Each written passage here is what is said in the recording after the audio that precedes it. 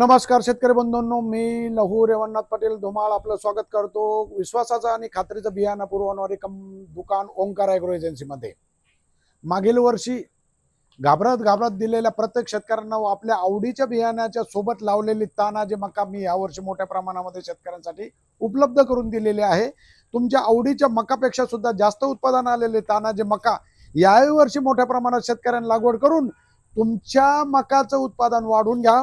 मागील वर्षी उत्पादनामध्ये 50 क्विंटल पर्यंत आलेले मका, कॅप्सूल सारखा मोठा दाना, चमकदार दाना, बाजारभाव जास्त मिळणारा मका आणि दुसरं मुरघाससाठी 35 ते 38 टनापर्यंत एकरी मुरघास देणारी एकमेव मका तानाजी.